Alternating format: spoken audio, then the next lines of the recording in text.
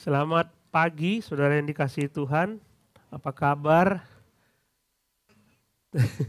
Sudah terasa, memang benar-benar 1 tahun kita tidak bertemu ya. Oke.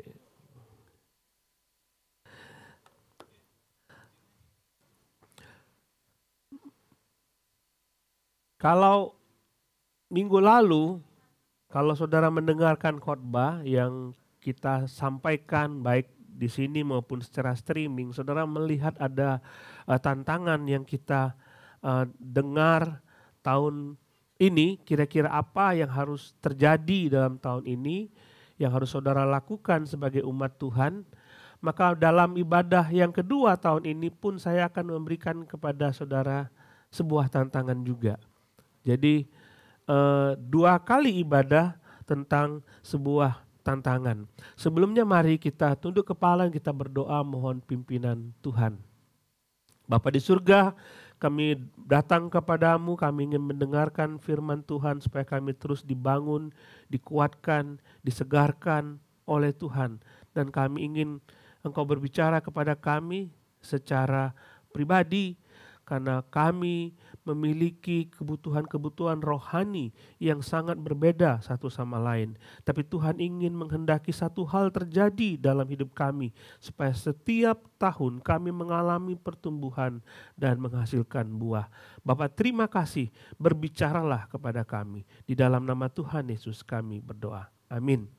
Saudara, kalau saudara mendengar khotbah minggu lalu, saudara akan melihat ada tantangan rohani yang saya sampaikan melalui khotbah tersebut. Selama 3 tahun, murid-murid Tuhan Yesus selalu bersama dengan Yesus. 3 tahun. Mereka belajar bersama-sama dengan Yesus dan mereka dididik secara khusus oleh Tuhan Yesus. Dan saatnya setelah 3 tahun, dalam Yohanes pasal 15, Yesus mengumpulkan mereka, memberitahu kepada mereka, saatnya aku akan meninggalkan engkau, meninggalkan kalian, saya akan pergi ke surga, kembali ke surga, dan kamu dibiarkan di bumi, dan saatnya mereka sendiri yang harus menghasilkan buah. Saatnya mereka sendiri harus mandiri. Jadi setelah Yesus meninggalkan mereka, saatnya mereka tidak lagi menjadi bayi rohani. Mereka harus mandiri, tidak lagi cengeng, tidak lagi perlu perhatian banyak dari orang lain. Saatnya mereka memperhatikan orang lain. Dan saatnya mereka menghasilkan buah, dan buahnya itu bukan sekedar buah, tetapi buah yang lebat. Kalau orang Israel adalah buah-buah anggur yang ditanam oleh Tuhan. Mereka menghasilkan buah, tapi buahnya asam, tidak bisa dinikmati. Yesus ingin supaya setiap orang-orang percaya menghasilkan buah, dan bukan cuma lebat, tetapi manis dan enak. Bapakku, kata Tuhan Yesus, adalah pengusaha dari kebun anggur itu. Dan ketika dia menanam kebun anggur itu, dia menginginkan hasil yang baik, hasil yang bagus, anggur yang enak dimakan, anggur yang lebat dan senang. Senang sekali, pasti Bapa senang. Nah, kita itu seperti itu. Waktu Tuhan melihat hidup kita, apakah dia senang ini orang menghasilkan buah yang lebat dan manis. Itu penilaian, Tuhan sendiri yang menilai. Kita nggak bisa menilai diri kita sendiri bahwa tahun lalu kita sudah bertumbuh dan menyenangkan Tuhan. Kita tanya kepada Tuhan, kira-kira Tuhan, kalau engkau melihat hidupku, apakah itu membuat engkau bersuka cita dan tersenyum? Ini menjadi tantangan kita. Dan minggu lalu kita sudah melihat ada 3 buah yang harus dihasilkan. Yang pertama adalah saling mengasihi. Kasih kita kepada sesama kita harus semakin besar. Nggak mudah tersinggung. Kasih kita kepada Tuhan juga semakin besar. Itu buah yang pertama yang harus kita hasilkan dalam tahun ini. Jadi saya menantang saudara supaya tahun ini hasil itu akan ada. Kasih kepada Tuhan semakin besar, kasih kepada sesama semakin besar. Kemudian ada buah kedua, yaitu buah di mana kita semakin taat kepada firman Tuhan. Kalau saudara membaca Kami membaca Alkitab dari Kejadian mulai tahun ini tanggal 1. Kami satu kelompok mulai membaca Kejadian pasal 1, satu pasal satu hari. Dan di situ disebutkan ada Nuh yang taat kepada firman Tuhan. Bayangkan ketika dia membangun bahtera 150 tahun lamanya. Dan Tuhan mengatakan nanti akan ada air turun dari atas ke bumi. Itu belum pernah terjadi, saudara. Hujan belum pernah terjadi, banjir belum pernah terjadi. Dan bagi Nuh itu di luar nalar bahwa ada banjir. Tetapi Nuh tidak melihat itu sebagai suatu halangan bagi dia untuk taat kepada firman Tuhan. Sekalipun itu di luar nalar, aku gak peduli. Yang penting aku taat kepada firman Tuhan. Ini yang harus kita hasilkan dalam tahun ini. Kita harus taat kepada firman Tuhan dan itu sekalipun mengalahkan logika kita. Tuhan bilang apa? Nggak masuk akal, nggak masuk akal. Saudara harus taat pada firman Tuhan. Buah yang ketiga adalah buah jiwa-jiwa baru. Coba berapa lama kita jadi orang Kristen dan berapa jiwa yang kita bawa kepada Tuhan. Kita seolah-olah menikmati sebuah hidangan yang enak, banyak, lezat. Dan kita melihat orang lain dan kita tidak berbagi hidangan tersebut. Keselamatan adalah bagi banyak orang. Tapi kita menikmati sendiri dan kita tidak bagi-bagikan. Saya menantang saudara. Supaya saudara bawa jiwa baru tahun ini. Pikirkan. Bawa jiwa baru. Siapa yang saya bisa bawa kepada Tuhan? Hasilkan buah. Dan buahnya itu lebat. Jiwa baru dibawa kepada Tuhan, dipelihara supaya buahnya itu manis dan banyak. Ya kan? Harus seperti itu. Harus seperti itu. 3 tantangan itu saya serahkan kepada saudara tahun ini. Mengasihi lebih dalam. Taat lebih lagi, menghasilkan jiwa baru kepada Tuhan. Tantangan yang minggu kedua ini saya akan melihat dari Kolose pasal yang ketiga. Buka Alkitab saudara dalam Kolose pasal yang ketiga.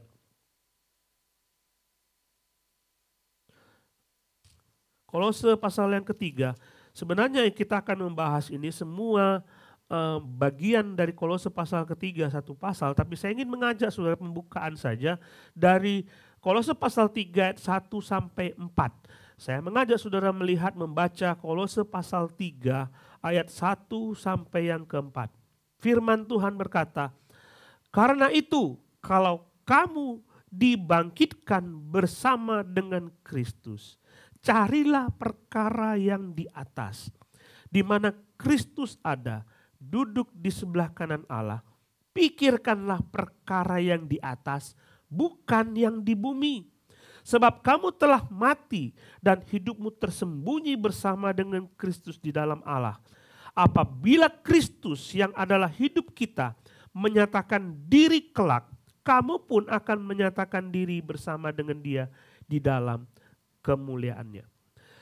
Saudara lihat di sini dalam Kolose pasal yang ketiga ini sama seperti ketika Yesus bicara kepada para murid, dibilang ada ranting yang berbuah, ada ranting yang tidak berbuah. Orang Kristen, orang yang sudah lahir baru itu pasti berbuah. Ya kan? Kalau tidak berbuah, berarti saudara tidak di dalam Kristus. Itu saja. Cuma ada 2 ranting, berbuah atau tidak berbuah. Tidak berbuah dipotong, dibuang. Nah sekarang Paulus mengatakan, kalau kamu sudah dibangkitkan dalam Kristus, berarti ada yang tidak dibangkitkan dalam Kristus. Begitu kan? Ada yang sudah dibangkitkan bersama Kristus, ada yang sudah dibangkitkan bersama dengan Kristus. Dan 2 macam orang ini selalu akan ada. Tapi saudara pasti orang yang sudah dibangkitkan bersama dengan Kristus. Benar gak? Nah ada konsekuensinya. Kalau kamu diam di dalam aku, kamu menjadi ranting-ranting dalam aku, pasti berbuah. Kalau nggak berbuah nggak mungkin. Kalau tidak berbuah ada something wrong. Saudara mungkin belum di dalam Kristus. Dia berbicara mengenai kalau kamu dibangkitkan bersama dengan Kristus. Ini bukanlah sebuah keraguan-raguan dari Paulus mengenai jemaat Kolose. Dia bicara kalau kamu dibangkitkan bersama dengan Kristus. Dia tahu kepada siapa dia berbicara. Bahwa orang-orang Kolose itu adalah orang-orang percaya. Orang-orang yang setia kepada Tuhan. Orang-orang yang sudah lahir baru. Orang-orang yang sudah pasti dibangkitkan bersama dengan Kristus. Jadi kalau disebutkan di sini, kalau kamu dibangkitkan bersama-sama dengan Kristus, itu seharusnya diterjemahkan karena kamu sudah dibangkitkan bersama dengan Kristus. Karena kamu sudah, maka harusnya ini hasil yang terjadi. Gitu kan?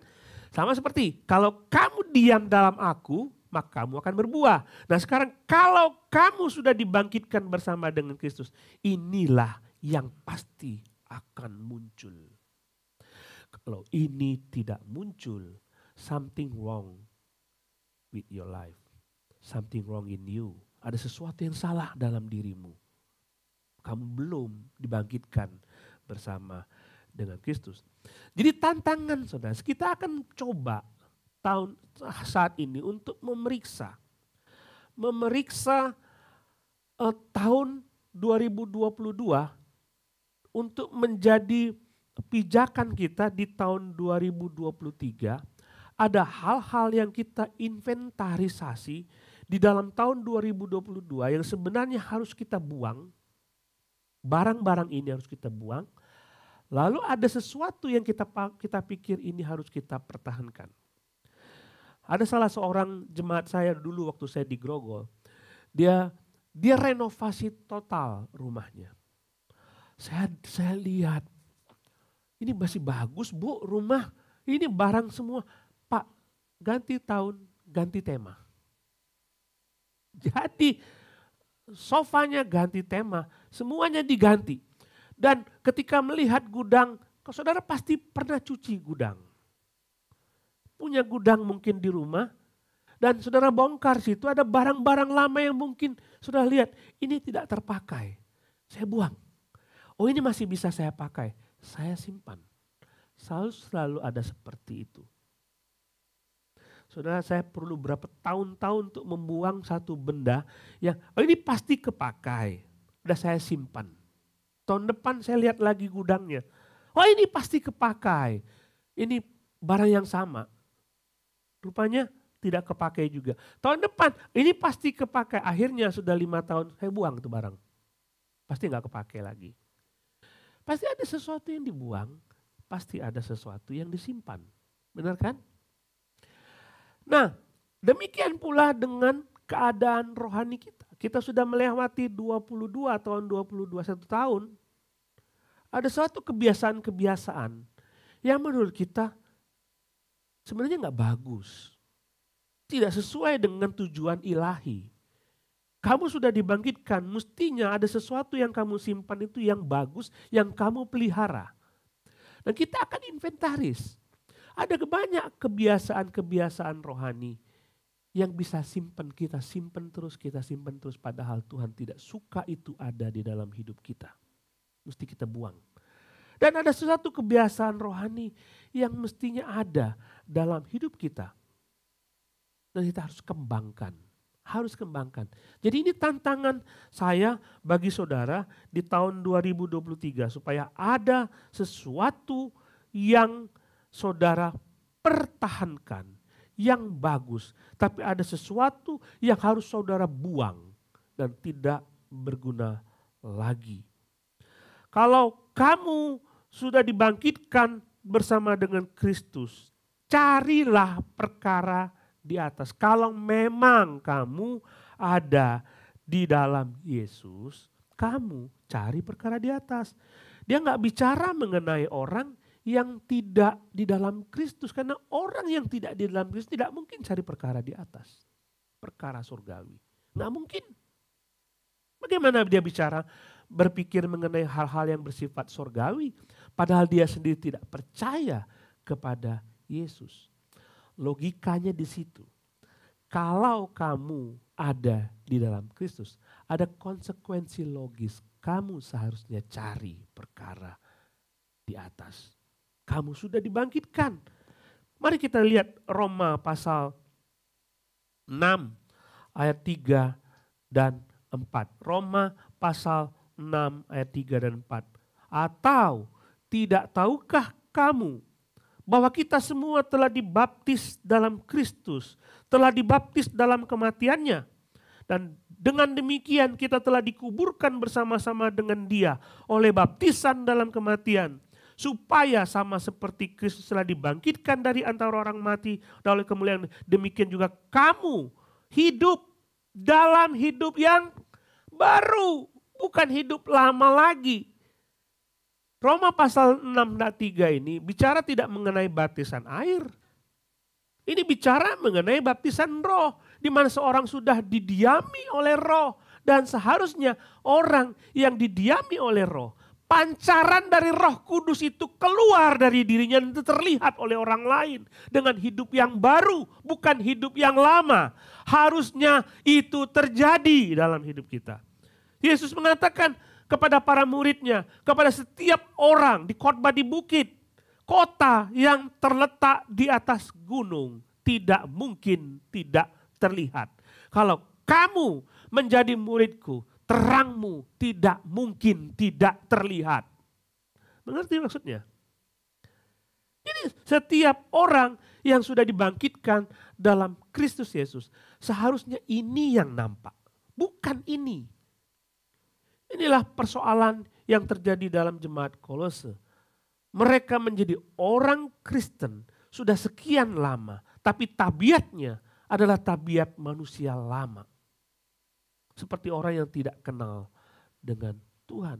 Bahkan saudara membaca dalam Korintus, gereja di Korintus, gereja yang begitu luar biasa. Nanti setelah ini kita belajar kitab Korintus. Satu seri kitab Korintus. Kita akan belajar gereja besar, gereja yang giat dalam beribadah, gereja yang giat di dalam pelayanan. Tetapi gereja yang moralnya lebih rendah dari orang dunia. Kita tidak boleh seperti itu. Kita akan melihat tantangan-tantangan ini. Jadi Paulus mengatakan,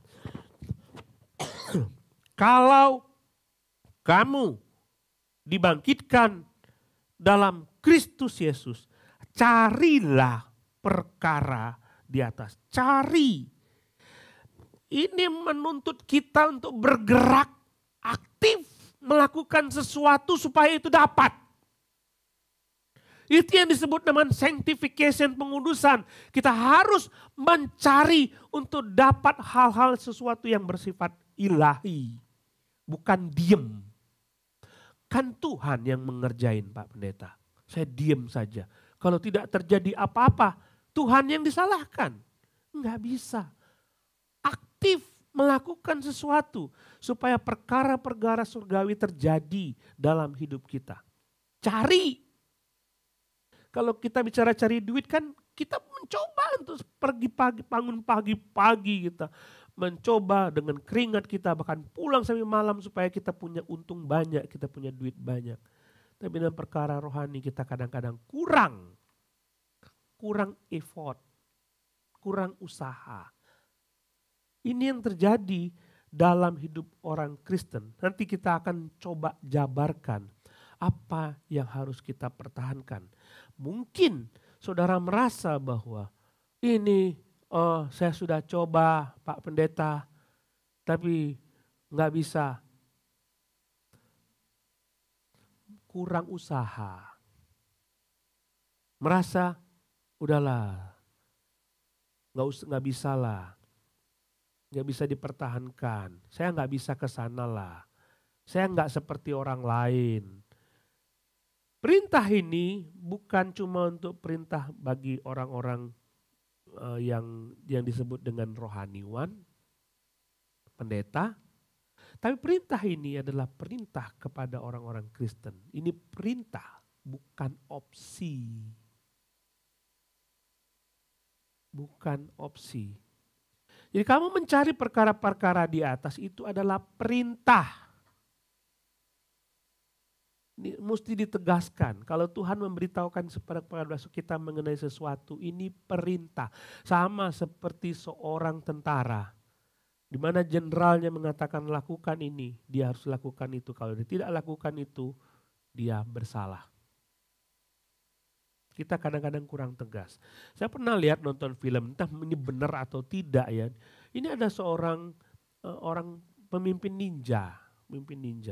Lalu dia kedatangan tamu dan tamunya mengatakan, wah tentara saya itu lebih hebat dari tentara kamu.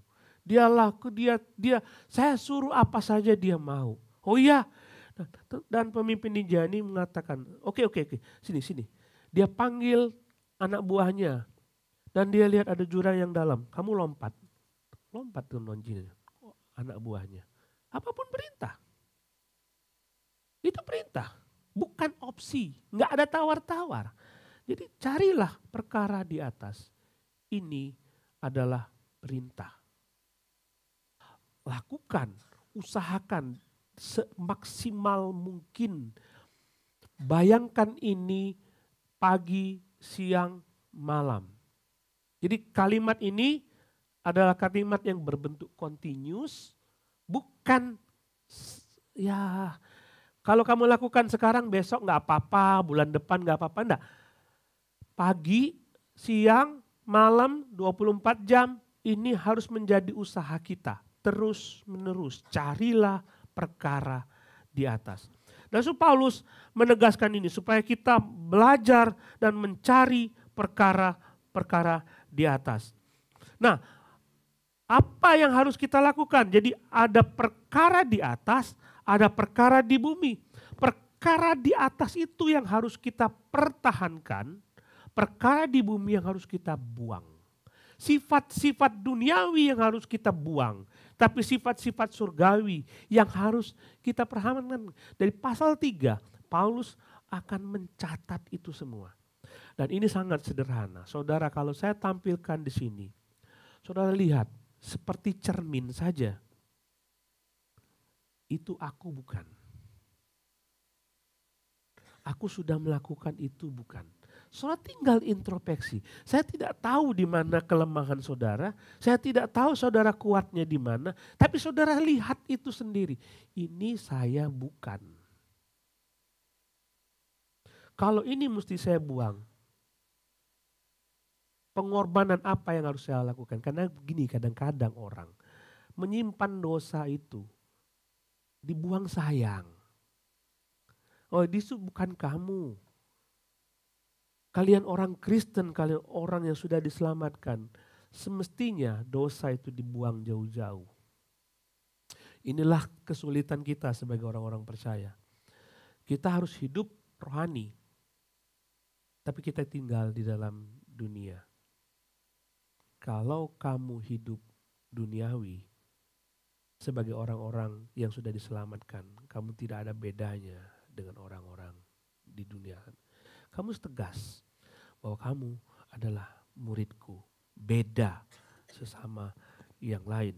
Dan Tuhan mengatakan, karena itu kalau kamu sudah dibangkitkan bersama dengan Kristus, carilah perkara yang di atas di mana Kristus ada duduk di sebelah kanan Allah. Jadi tantangan tahun ini, saudara harus membangun pikiran-pikiran surgawi. Saudara harus bangun pikiran-pikiran surgawi. Pikiran-pikiran itu, hal-hal seperti itu harus kita kejar. Nanti kita akan coba lihat daftar. Kita lihat daftar ini. Dan ini mungkin sebagian kecil dari daftar di seluruh Alkitab. Jadi makanya di sepanjang tahun kita akan belajar pikiran-pikiran surgawi itu seperti apa yang harus aku lakukan dalam hidupku. Coba lihat daftar ini, saudara. Coba lihat daftar ini. Coba tampilkan daftarnya. Ini hal, saya pikir jelas, mesti lebih jelas. Paulus menjabarkan kamu manusia rohani harusnya muncul sebagai orang-orang yang rohani dan meninggalkan kebiasaan-kebiasaan lama, muncul kebiasaan-kebiasaan baru. Dan dia mengatakan tentang ini. Lihat dalam Kolose pasal 3 ayat 10. Pengetahuan yang dalam tentang Kristus itu harus dipertahankan. Saudara coba baca ya, nanti ada 7 kalau nggak salah yang dijabarkan di sini. Saudara lihat, saudara kuat nggak di situ? Saudara sudah belum di situ? Atau mungkin belum dapat barang itu. Seperti kalau saudara lihat di gudang, oh barang ini saya belum ada. Saya mesti cari, saya pergi, saya taruh barang itu di sini. Dari 7 barang ini, saudara sudah ada atau belum? Atau mungkin jumlahnya tidak banyak, saudara tambah lagi. Jadi pengetahuan tentang Yesus yang dalam. Jangan jadi orang Kristen yang biasa-biasa saja. Ya kan?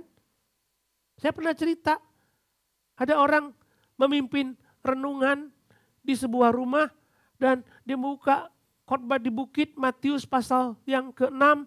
Lalu dia mengatakan dalam ayat ini Rasul Paulus mengatakan. Itu orang bawa renungan loh. Enggak dalam. Enggak ada yang ketawa ya. Enggak tahu salahnya di mana. Yesus yang ngomong itu, bukan Rasul Paulus yang ngomong. Tapi enggak ada yang protes di situ. Kekristenan sedang diancam oleh ilah-ilah dunia. Dan Petrus mengatakan kamu harus mempertanggungjawabkan imanmu. Kamu mesti kasih tanggung jawab. Mesti jawab mereka ketika mereka bertanya tentang sesuatu. Jadi tambah pengetahuanmu tentang Alkitab. Tambah, belajar lagi. Kemudian hidup saleh. Hidup saleh enggak saudara? Kenakanlah belas kasihan, kemurahan, kerendah hatian, kelemah lembutan, kesabaran, sabar seorang terhadap yang lain. Bagaimana tahun 2022 ini? Sudah punya belum ini?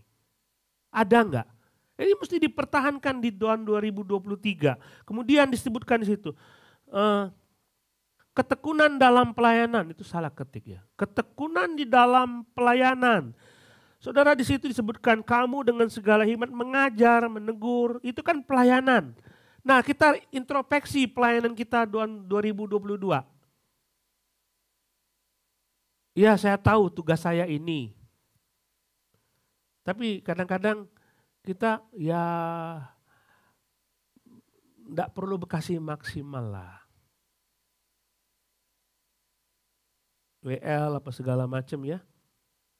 Apa ini apa musik. Oh iya, latihan jam sekian, saya mesti datang jam sekian. Kalau sudah ditetapkan jam sekian. Oh, mulai jam sekian, saya mesti datang jam sekian. Saudara di dalam care group, bagaimana tanggung jawab sebagai gembala care group? Kira-kira di dalam care group itu domba saudara melihat saudara sudah setia atau belum? Ayo, kita perbaiki. 2023. Saudara dipercayakan sebagai gembala, saudara harus membawa gembala domba-domba itu dalam lingkungan saudara. Saudara jaga, saudara tegur, saudara ngajar mereka, membuat mereka bertumbuh. Harus di dalam tekun dalam pelayanan. Kekudusan dalam keluarga. Ini kadang-kadang menjadi ancaman bagi keluarga Kristen di mana suami tidak lagi mengasihi istrinya. Dan istri tidak taat lagi kepada suaminya. Anak-anak tidak taat kepada orang tuanya. Ayo kembalikan itu. Perbaiki itu tahun 2023. Supaya kita makin menjadi keluarga Kristen yang sungguh-sungguh. Orang lain bisa melihat kita sebagai keluarga yang apa? Keluarga yang menjadi contoh bagi orang lain. Ya kan? Di tengah teman-teman kita mungkin ribut suami istri dan mereka melihat keluarga kita, kok beda ya? Dan itu menjadi kesempatan bagi saudara untuk membawa mereka kepada Kristus. Kita lihat lagi, sambil saudara bercermin, ini sudah ada belum dalam gudang rohani saya? Cara hidup yang benar di masyarakat, Paulus memberi contoh itu.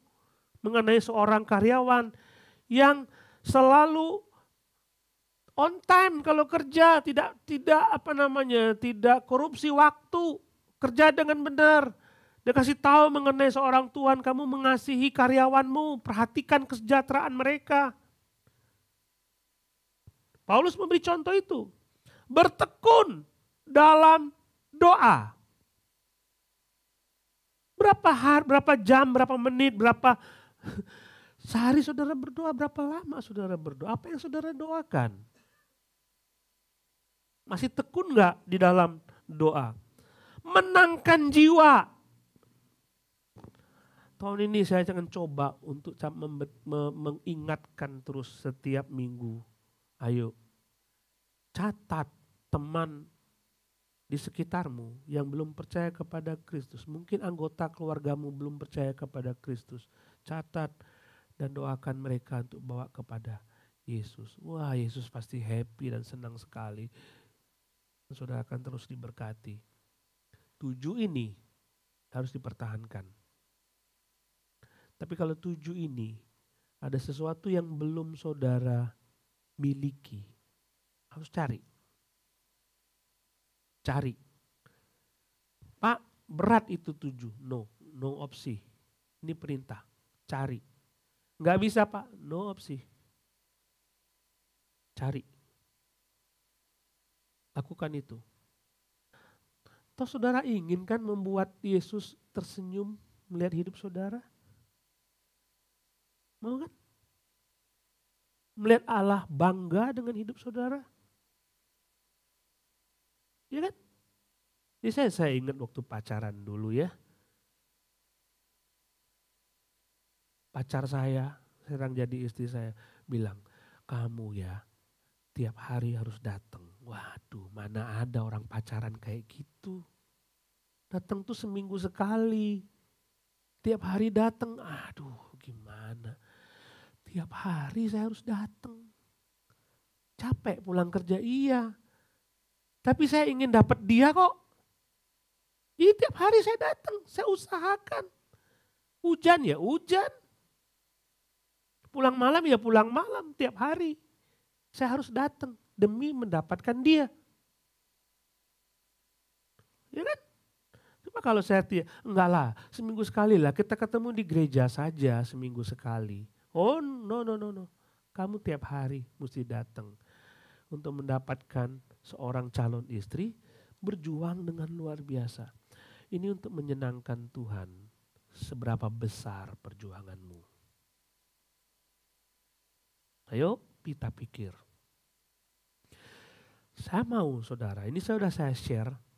Saya catat ini, buat bingkai, taruh di kamar saudara, catat ini.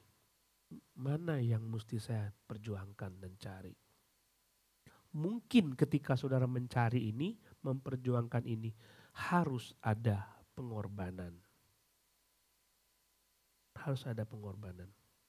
Saya nggak tahu, tapi demi Tuhan senang, demi Tuhan tersenyum melihat hidupmu, berkorbanlah. Berkorbanlah. Itu yang harus kita pertahankan, dan tantangan yang kedua, kita harus singkirkan pikiran-pikiran duniawi. Karena nggak mau pasti ada itu. Barang-barang lama yang tidak terpakai, udah rusak, harus kita buang. Tapi ada kebiasaan-kebiasaan lama yang masih ada dalam hidup kita. Yang kita masih pertahankan. Buanglah jauh-jauh itu. Buanglah jauh-jauh. Disebutkan di situ.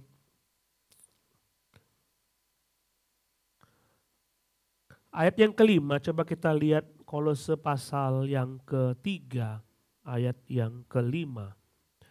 Karena itu matikanlah dalam dirimu segala sesuatu yang duniawi. Matikanlah dalam dirimu segala sesuatu yang duniawi. Kata matikan artinya dia tidak aktif lagi. Tahu ya kalau mati itu ya? Mati, sudah mati. Nggak bisa bergerak lagi. Jadi semua yang bersifat duniawi itu dibuat tidak bisa bergerak lagi. Tidak aktif lagi, tidak berdaya lagi. Sama seperti Sarah, mati haid. Sarah mati haid. Dan itu memang tidak bisa hamil lagi. Kecuali memang karena Tuhan yang bertindak, maka dia bisa hamil lagi. Mati itu nggak mungkin. Segala sesuatu yang bersifat duniawi harus kita matikan, dan sama seperti perkara-perkara surgawi. Ketika kita mencari sesuatu yang bersifat surgawi, kita harus berkorban. Demikian pula hal yang bersifat duniawi mungkin harus kita korbankan sesuatu. Mengerti? Coba lihat daftarnya, saudara. Paulus mencatat hal-hal yang bersifat duniawi yang harus kita singkirkan. Disebutkan di situ percabulan, itu pornografi. Mari kita berjanji, tahun 2023 tidak ada lagi pornografi dalam bentuk apapun.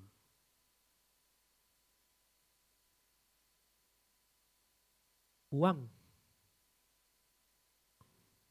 segala sesuatu yang bersifat pornografi.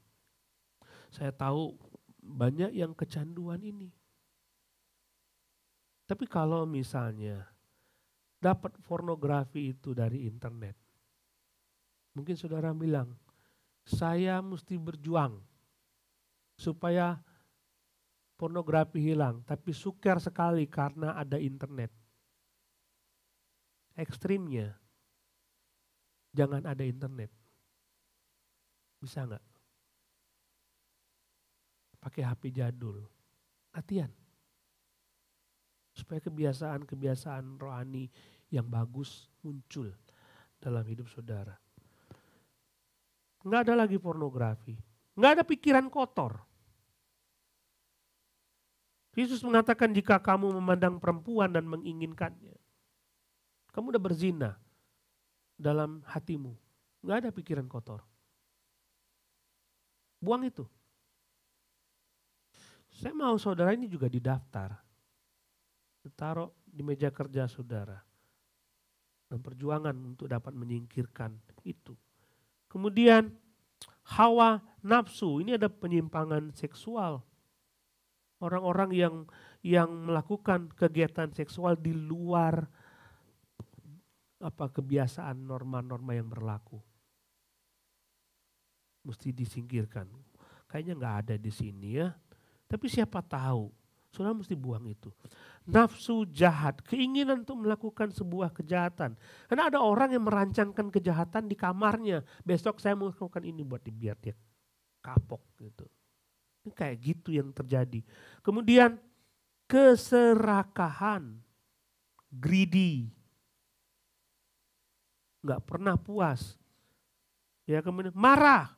Marah itu adalah kepahitan. Jadi gini, menyimpan persoalan masa lalu dan senang sekali. Mudah-mudahan dia celaka. Kepahitan. Kalau masih punya kepahitan sampai saat ini, saudara bereskan dengan siapa saudara terjadi kepahitan itu. Saudara datengin dia dan bereskan supaya nggak ada lagi beban dalam hidupmu. Nggak ada. Aku bebas. Karena selama ini banyak orang karena kepahitan nggak bisa bergerak apa-apa.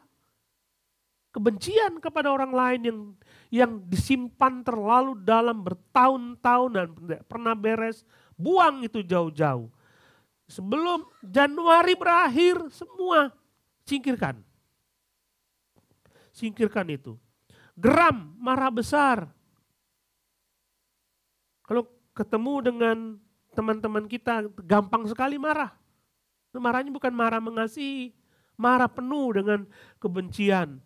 Kemudian kejahatan. Saudara tahu apa yang sesuatu yang bersifat jahat? Fitnah. Dan kata-kata kotor. Buang itu semua. Ada yang dipertahankan, ada yang dibuang. Rasul Paulus mengatakan, kalau kamu dibangkitkan dibangkitkan bersama dengan Kristus. Kalau ini terjadi, maka seharusnya perkara-perkara surgawi kamu cari. Ini kalimat if conditional.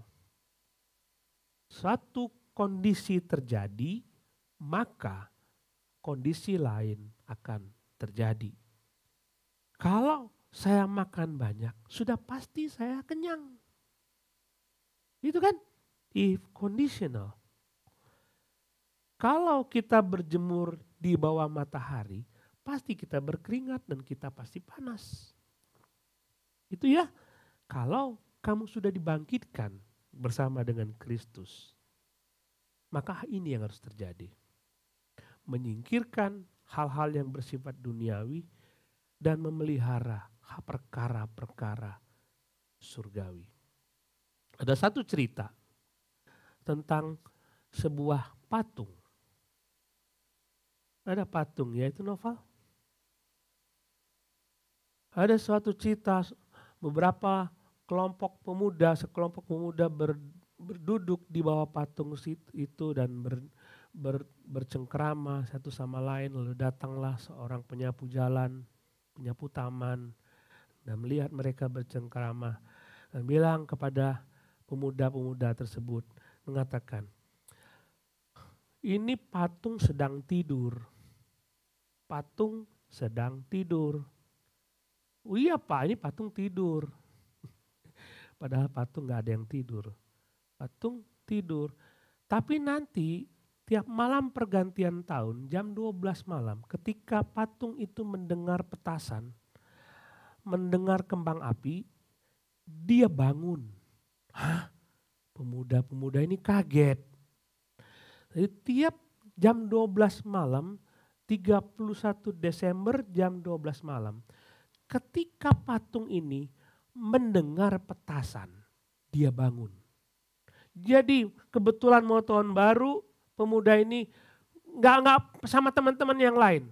Dia nunggu di taman itu di sebuah kota dan melihat patung ini. Kita menunggu ya, nanti jam 12 malam ada petasan dia pasti bangun. Oh iya, kita tunggu ya. Jadi mereka tunggulah sampai jam 12 malam. Dan tepat benar setiap jam 12 malam petasan muncul kan. Besar sekali. Mau ketika mendengar petasan begitu banyak, mereka mengamati patung itu. Tidak lihat kembang apinya, tapi lihat patungnya. Ah, kok nggak bangun? Kok nggak bangun? Katanya. Mungkin 5 menit lagi, dilihatin lagi. Kok nggak bangun? Ah, itu penunggu taman bohong. Penunggu taman bohong. Jadi sampai besok paginya nggak bangun-bangun. Itu patung. Jadi karena malam tahun baru penunggu taman itu ingin bersih-bersih taman, ditemuilah penunggu taman. Kamu bohong. Ini semalam ada petasan tapi patungnya nggak bangun. Saya nggak pernah bohong. Tapi kenapa dia nggak bangun? Kondisinya dipenuhi tidak? Kondisinya, kalau ada petasan di malam tahun baru itu dan patung ini mendengar petasan itu, dia pasti bangun. Pertanyaan saya, dia dengar nggak?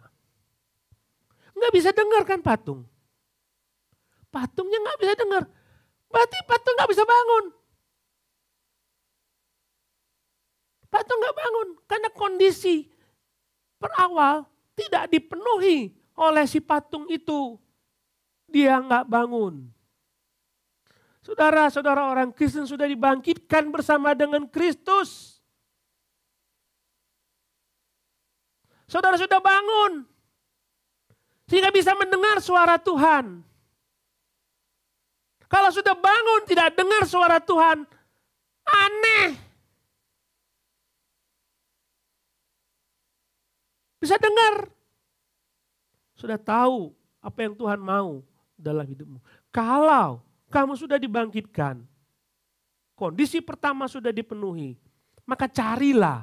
Cari dengan segenap hatimu, dengan segenap kekuatanmu. Apapun harus kamu lakukan supaya semua perkara-perkara surgawi itu dapat terjadi dalam hidupmu. Harus itu. Saya mengajak saudara untuk menerima tantangan ini.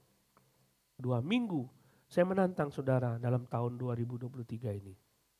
Hasilkan buah yang lebat bagi Tuhan. Manis, enak dilihat. Yang kedua, singkirkan hal-hal yang bersifat duniawi, manusia lama itu. Dan carilah perkara-perkara surgawi. Saudara sudah melihat daftar itu cermin. Saudara berkaca, saya bukan itu. Mana yang harus saya buang? Mana harus saya pertahankan? Mari kita berdoa.